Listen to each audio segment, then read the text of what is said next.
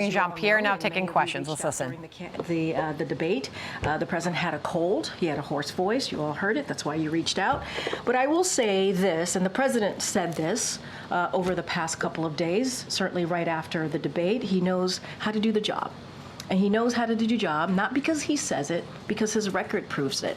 Because for 3.5 years, almost 4 years, the president's record has been unprecedented, delivering for the American people. Another thing that he said that I would add is he knows right from wrong. He knows how to tell the truth. And again, he knows how to deliver for the American people. Joe Biden is a person. Take away his title. He is someone who has dealt with tragedy. He is someone who has confronted that head on. He is someone who knows how to get back up once you've been knocked down. That is something that he understands very, very well. And I think, and we believe, that's something that many of Americans across the country understand as well. And he knows how to come back. He knows how to come back. And so the president's going to continue to focus on what he's been doing the past 3.5 years. He's going to continue to focus on the American people. And, you know, to your question, just to add a little bit more to your question, look, you heard from Speaker Pelosi, you heard from Representative Clyburn, and let me just paraphrase a little bit of what they said. Speaker Pelosi, who's very close to the president, said it is not about performance in terms of a debate. It's about performance in a presidency. And this is a president, you've heard me say this, we've talked about this. He's been able to give us an economic recovery, the strongest economic recovery in modern history. Let's not forget, during the midterms of 2022, many people, many of you all, some of you in this room, said that it was going to be a red wave, and that didn't happen. He defeated Big Pharma. We have seen historic low in crime in more than down to 50-year low. And then you had Representative Clyburn, who said the president has done a great job leading for the last 3.5 years. The best predictor of future behavior is past performance. This is from Clyburn.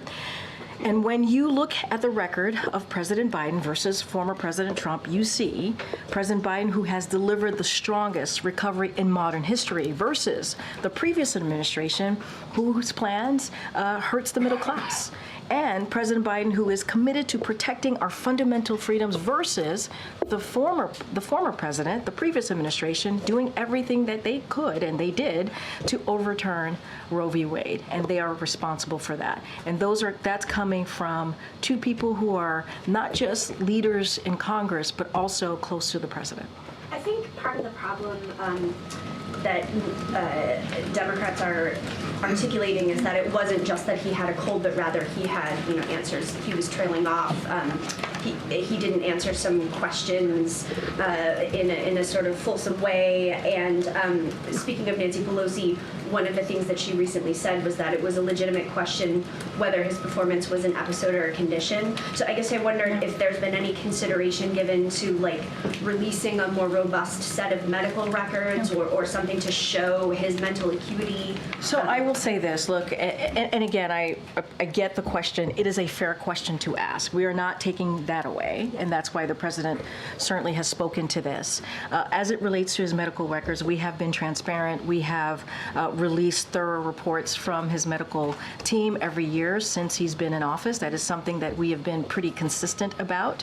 As it relates to, something like a cognitive test, to the question that you're asking me about what the former speaker said. Obviously, she can speak for herself. His team, who has said, the medical team said it is not warranted in this case. We have put forward a thorough, transparent annual report on his health. So they have said that is not warranted. It is not necessary. Again, we understand. We understand. We're not taking away from what you all saw or what the American people saw. We understand. It was a bad night. It is not uncommon for incumbents to have a bad night on their first debate. And we are going to continue to do the work that we have been doing on behalf of the American people. I think the president's record certainly speaks for itself. Okay, Thank you, Karine.